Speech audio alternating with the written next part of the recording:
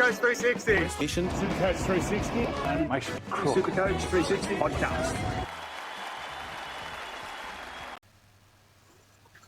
All right, welcome to the show, Ross Mann. Thanks for joining us here on Supercoach 360. How are you going? Yeah, I'm good. Good. I'm super excited about footy season. Yeah, excited to have the football back. Did you manage to catch the game over the weekend?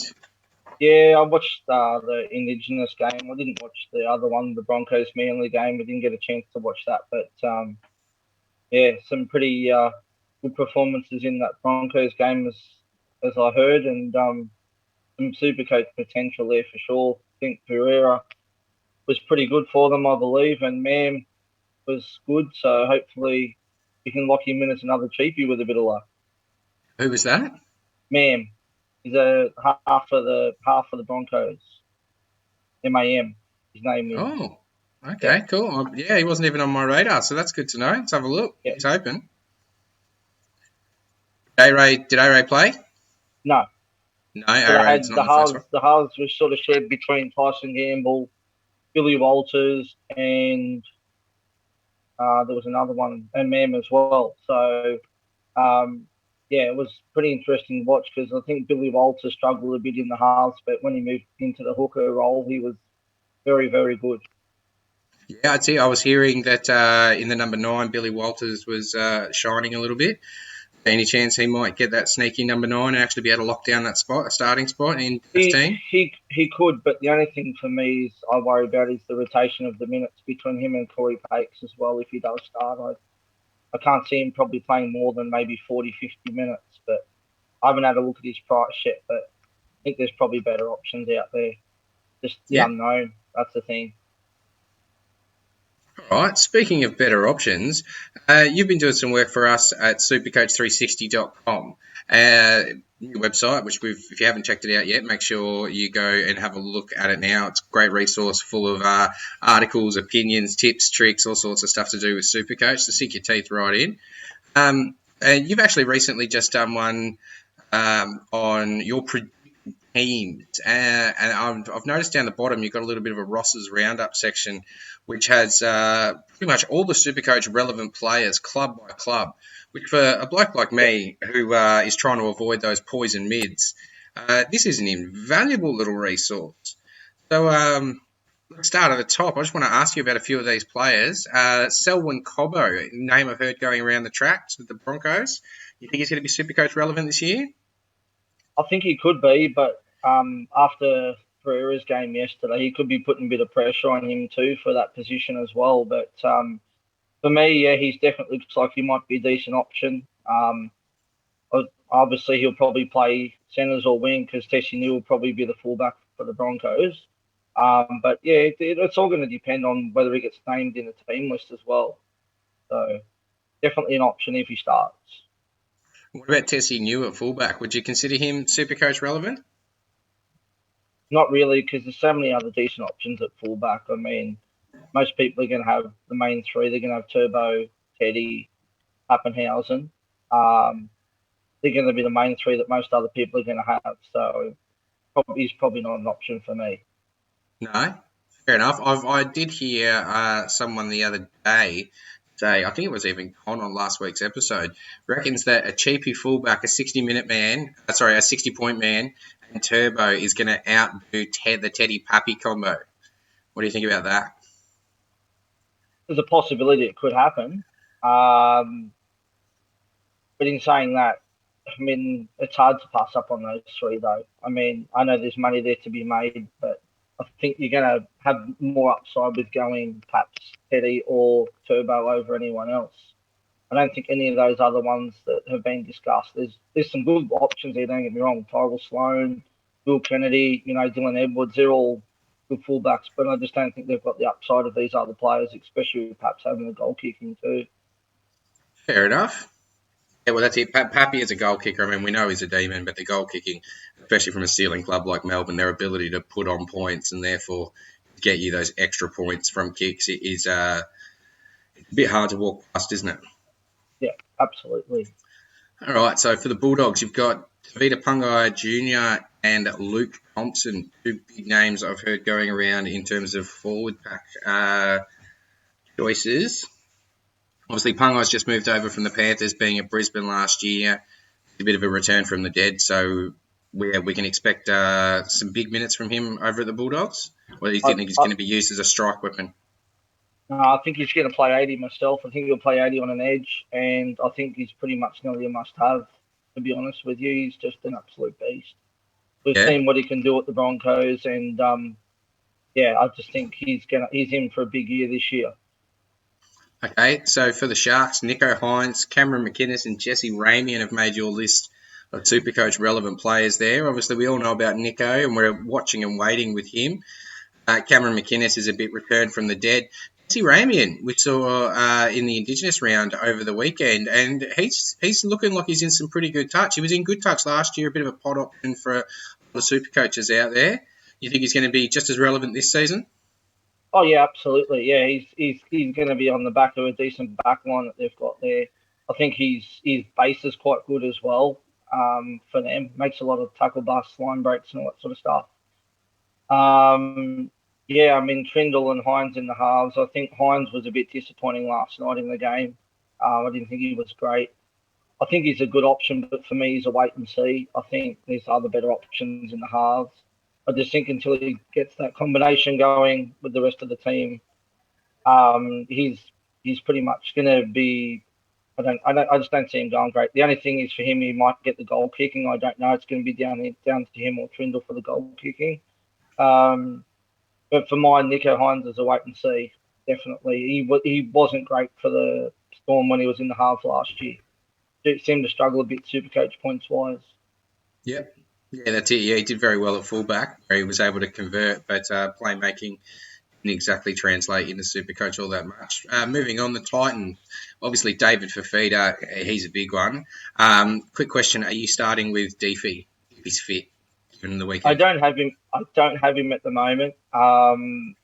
After he set that first try out last night, I was about to bring him straight in my team, and then he caught the shoulder charge off Rapana, and they're saying he's got a bit of a rib injury at the moment and may not play any more trial games.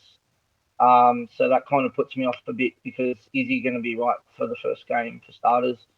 The other option is we saw what Holbrook did last year. He benched him. He had him coming off the bench a lot, and he did have a good impact coming off the bench. He was still scoring really well, still played decent minutes.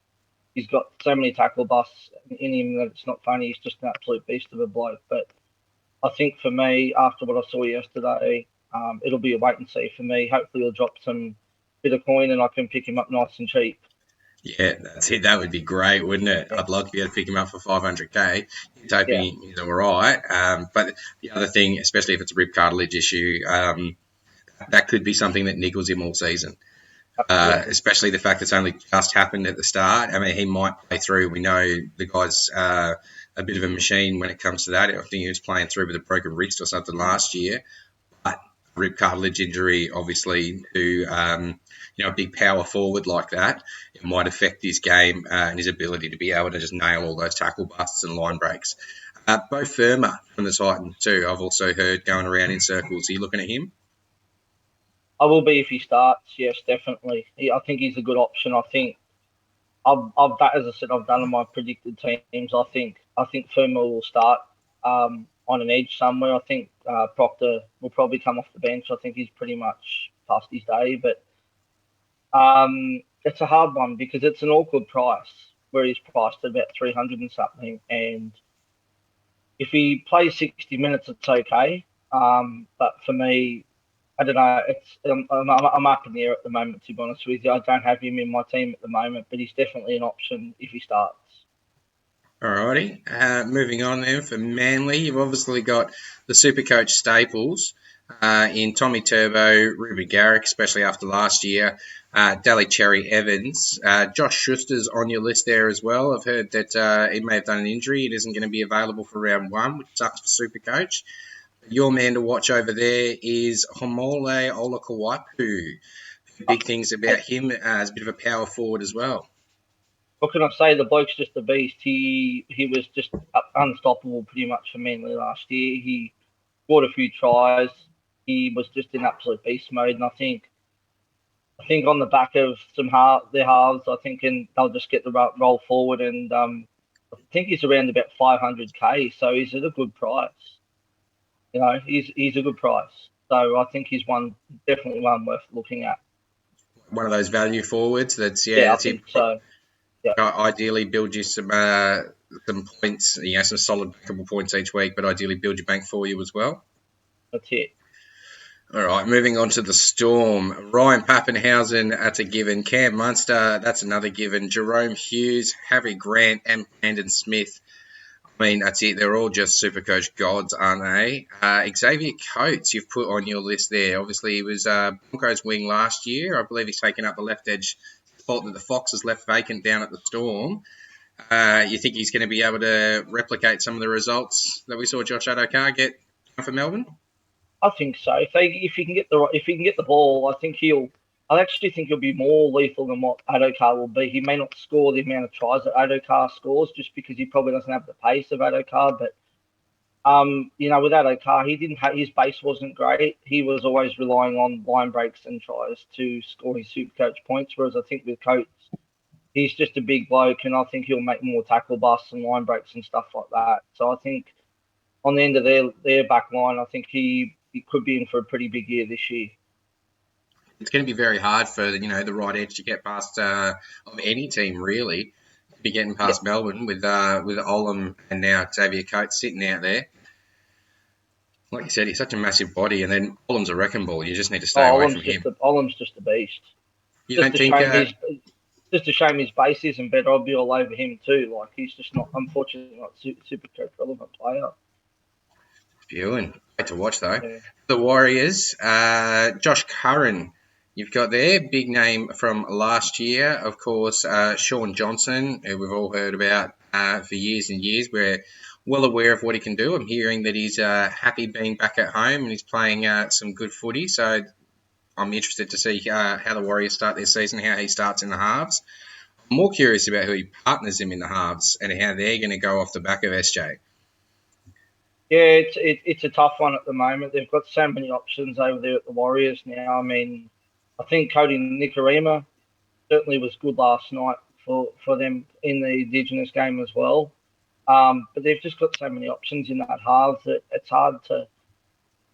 it's really hard to know at this stage. And guess until we see some trials and stuff like that, we're not going to know until pretty much the start of the season. But just on SJ, I mean, he's priced nicely at about 400 and something K. But the only thing that concerns me is these amount of injuries that he's had, that he doesn't seem to be having the pace that he used to have before all these injuries that he had.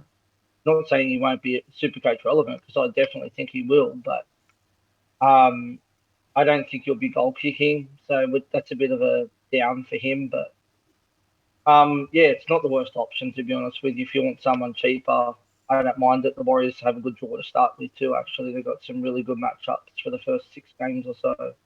I think he's definitely an option. You raise a good point there, actually, about Cody Nicarino, because he did look in form over the weekend.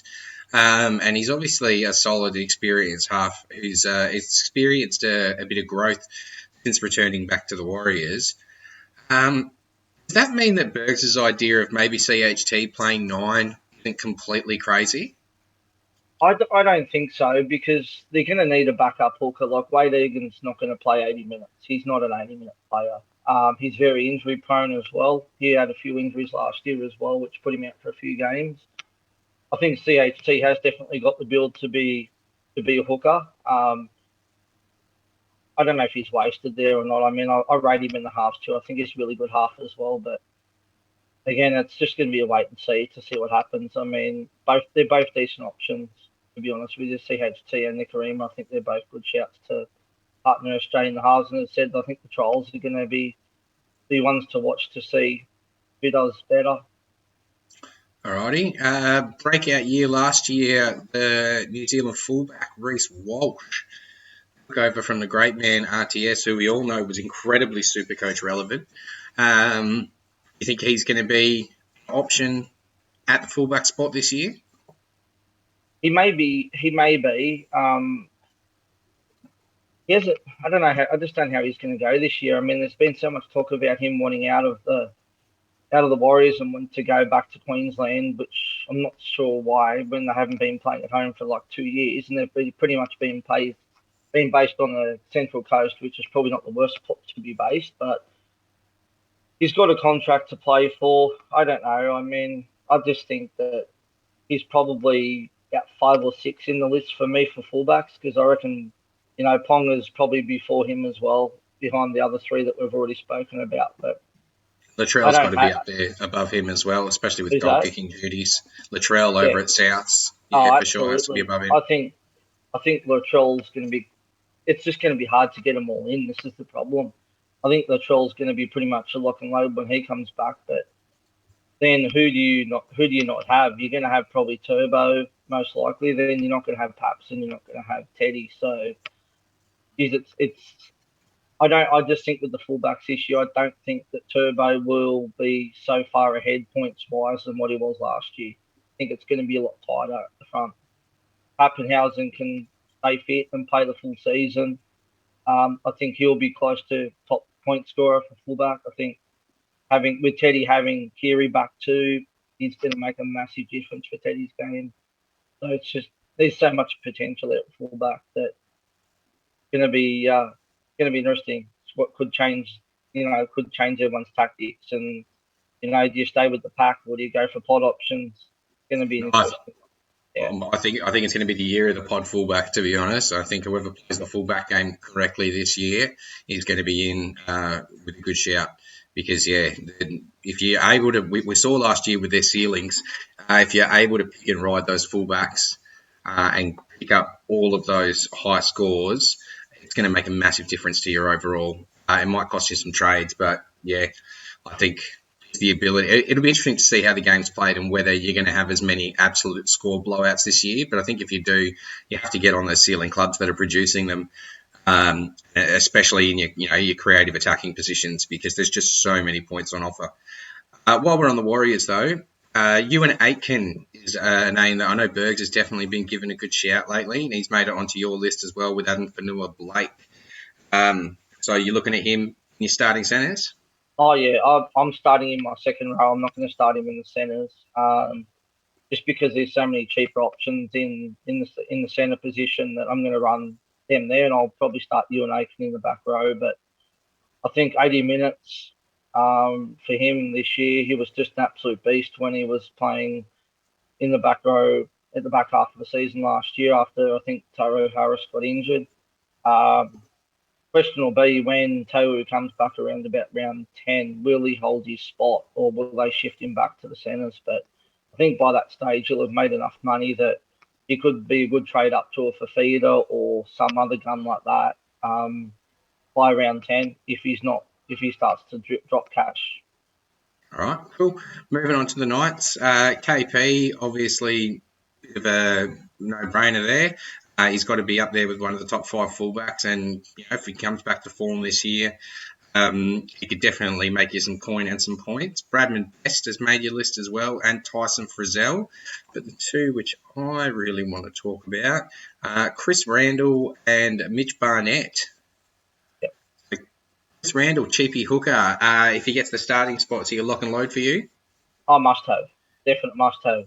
Even if he doesn't play 80 minutes, even if he only plays 60 minutes and Mann comes in or someone else like that comes in and plays 20 minutes, I don't think it matters. He's going to make you so much cash that I say round 10, he could be a trade up to a Harry Grant or another gun like that, Damien Cook, anyone like that, Reid Mahoney. There's so many options there, but I just want to say with the hookers that I've seen a lot of teams out there where players are starting 2 cheap hookers. It's a no-go for me. It's going to be too hard to trade up to bring Reid Mahoney or Damien Cook or Harry Grant in because, it's such a big cash difference that I think you need to start at least one gun at hooker. I think you can probably get away with playing a cheaper 5'8" or a half, but I wouldn't be doing it in the hooker position. Yeah, too valuable. Yeah, it's going to be too hard to make that cash up to trade up to an absolute gun because you're not going to start these cheapies all season unless they turn into a keeper. Yep. All right, cool. And Mitch Barnett, has he made it into your starting forwards? I had him in my team last year. He was ultra consistent. Just concerned this year about the rotation because there's so many options there for Newcastle. There's been talk about Mann could start at lock, which means then what happens with Barnett? Does Barnett move back to the edge, or does he get benched? Had him in my team last year. He was really good for me. He was super consistent. He was playing lock for 80 minutes, and then I think Fitzgibbon came back and started eating into his minutes, and so I sold him off towards the end of the season. But I think if you're going to get him, I don't hate it. I just worried about the minutes he's going to play. I just think for the back row, you probably going to want to have players who are going to be playing 80 minutes if you can. Yeah. Alrighty, cool. Moving on to the Cowboys, you've got Hyliam Lukey or Jeremiah Nano. So where are they? Are they forwards for the Cowboys? Yeah, so they'll play probably back row. I just don't know which one's going to start. Obviously, the trials will hopefully give us a bit of an indication.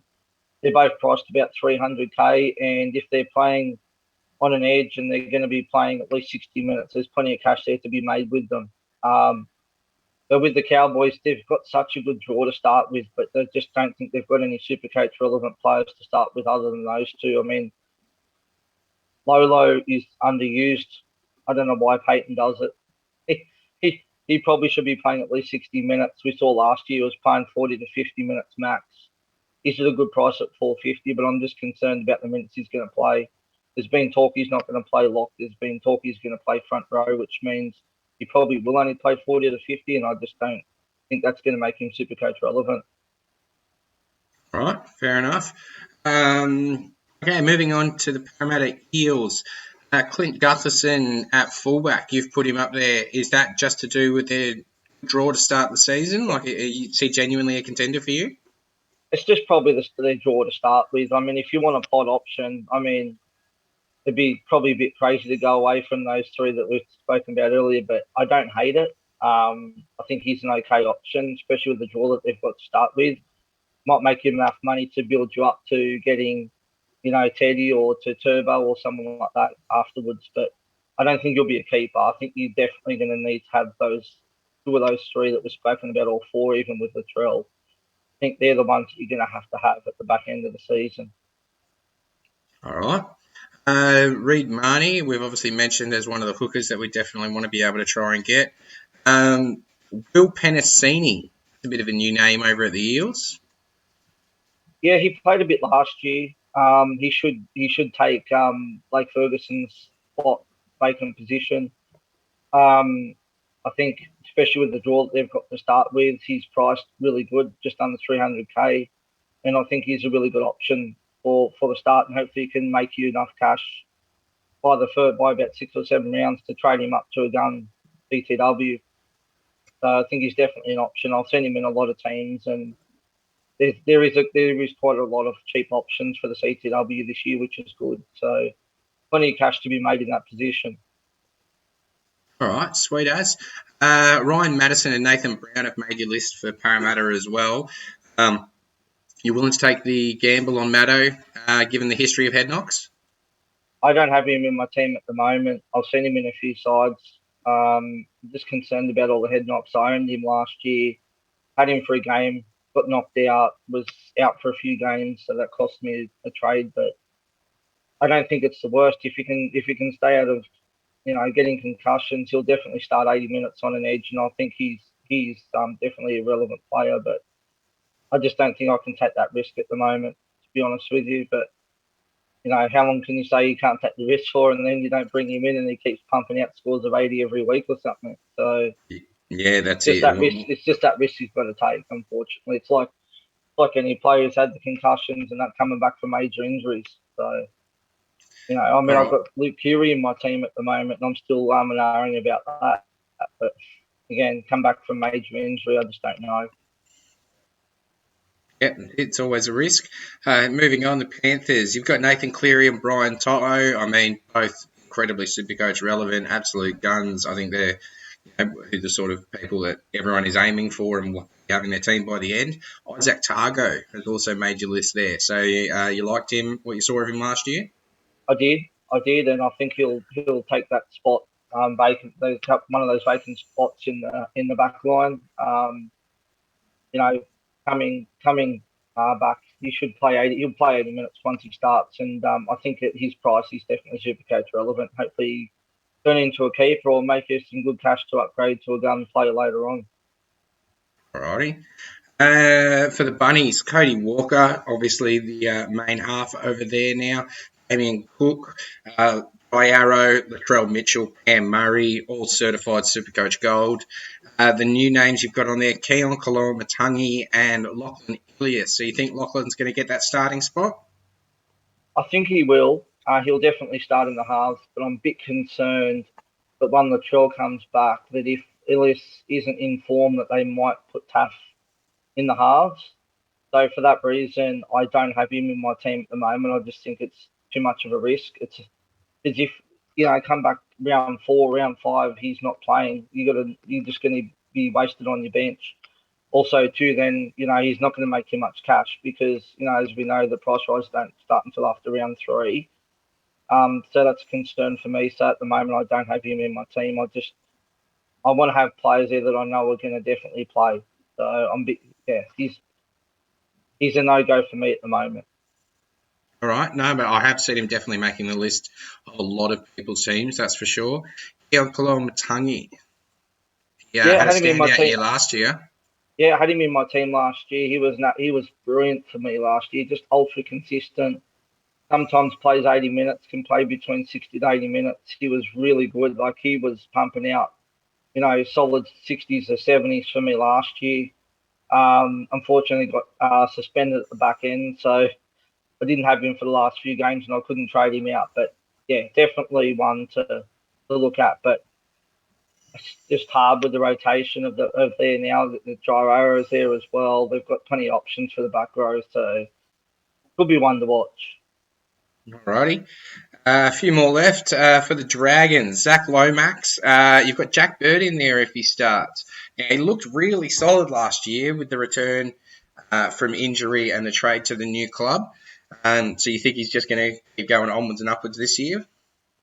Yeah, I hope so. But he was withdrawn from the All-Stars game last night with an injury of some sort. So I don't think it's anything major from what I've heard, but I'd like to see him play some trials first, but before I can even contemplate putting him in my team. But if he's starting on an edge and he's getting 80 minutes in the back row, he's definitely one worth looking at. Get some good tackle busts and line breaks and stuff like that. But I certainly wouldn't be looking at him if he was playing in the centres, though. I just think he's better off in the back row. Alrighty. And is it Tatau Amone? Amone, yep. He should. Well, fingers crossed, should get the 5'8" spot.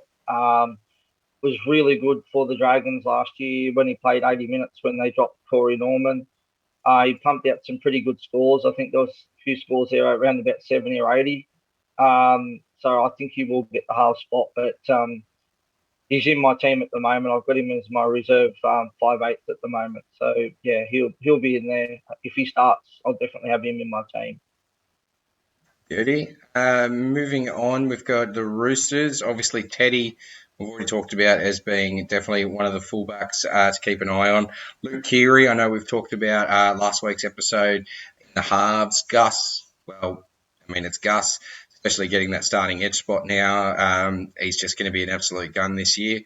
Lindsey Collins has made your list. I've seen him floating around as a few people. I think he was on Con's return from the dead last year. Brad Smith put out a PPM one the other day, which had him on it as well. So he definitely looks like he's got some potential. I think you're going to start with Lindsey Collins if he manages to get that spot. I don't have him in my team at the moment, and I doubt he's going to play 80 minutes. So if he can get around about 60 minutes, he's definitely worth the value of bringing him. But for me, he's a wait and see at the moment. But if people are going to start him, I don't think it's a bad option. He should get some decent ball off Teddy and Keary and blokes like that. So I think he's an okay option. I mean, I don't think you can really go wrong with going any Roosters players, to be honest with you. There's so many options there that, whoever you choose is pretty much not going to really let you down. Yeah. Speaking of so many Roosters players, there's actually a few more on this list. Satili Tupanua, after last year, he was a bit of a pod for a few people. You think he's same thing, just going to continue onwards and upwards this year? He's becoming more of a senior member of the club and more of the leadership group of the club now, isn't he? Yeah, it was good last year. I had him in my team. Obviously, there was a lot of issues with the Roosters last year with injuries, so he kept getting moved out onto the playing in the centres and stuff like that, which obviously affected his score. But I think he'll go close to playing 80 minutes on an edge. I think if that's the case, then I think he's another one to get in. But geez, there's some options there for the back row this year. I mean, it's going to be hard. Can't have all of them, but with getting that ball off, Kiri and blokes like that, I think he's in for another big year. I think he's just a beast of a bloke, unbelievable. Speaking of being stacked on the end of a solid Roosters backline, or solid Roosters attack, I should say, you've got Joey Manu and Joseph Sawali both on your list as well. Obviously, Sawali, if he gets the starting spot, the starting winger there, you're going to go all in on him? It's a tough one. I mean, if he starts, you're going to have him in your team, right? But he played a lot of centre last year, which I think probably suits him more than playing on the wing.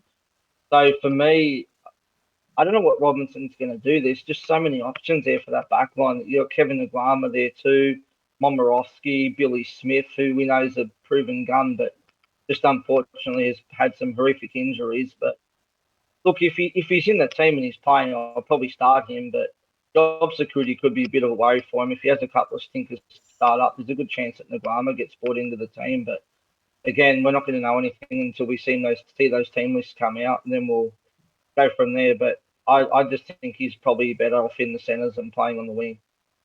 Alrighty. Still lots of options at the Roosters. And finally, the Tigers. So you've got Adam Dewey, who was a standout 5'8" last year, and definitely a standout in the Tigers team, but not actually starting this year due to injury. Stefano Utoikamanu, who we talked about last week on the show, definitely looks like a front row favourite this year. I want to talk about Oliver Gildart and Jackson Hastings. So Jackson Hastings just returned from the Super League, won the Man of Steel over there. You're going to take the punt, slide him into your half somewhere? Oh yeah, 100%. Yeah, he's in my team at the moment. He's my backup half at the moment. I just think he's going to at least play the halves for the first 10 games while Dewey's out. And even then, there's a good possible chance that if he's really going well in the halves, that they may drop Luke Brooks. I mean, he could. I don't know if they'll do it, but I just think if they want to be serious about this season and be a challenge for the top 8, that if Dewey comes back, he's just wasted in the centres. I really hope that Madge does not do that. And if Hastings is killing it, then I'd hate to see him get put back to the bench or playing that sort of roving lock type role. But yeah, he's definitely my team to start. I mean, even if he gets moved out of halves after round 10 when Dewey's back, he's going well enough. He's going to make a decent cash. He's about 350 now. He could be 500k by round 10, and that'll get you up to someone like a Cam Munster-Nelly or a DCE or anyone like that. Get to any one of your guns.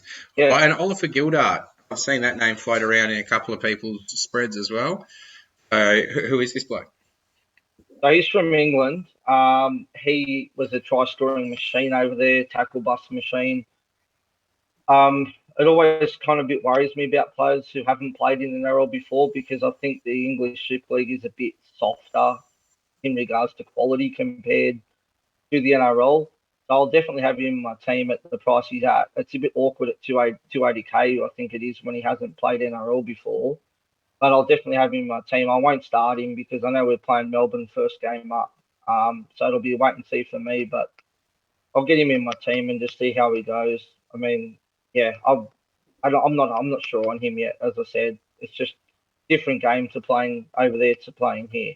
So it could be a wait and see. I know a lot of people aren't starting him at the moment. A lot of people are saying he's a wait and see, but there's not many cheap others. There's plenty of cheap options in the CTW, but I'll have him in my team to see how he goes. Beautiful. Alrighty. Well, thank you very much for joining us, Ross. Yeah, you do some amazing work. If you want to catch up with a bit more of it, make sure you hit up www.supercoach360.com. Ross puts all his write-ups up there for us. So thank you very much for joining us, Ross. You have a great day. Not a problem at all. Thank you. Thank you. Makes you cook. Supercoach 360 podcast.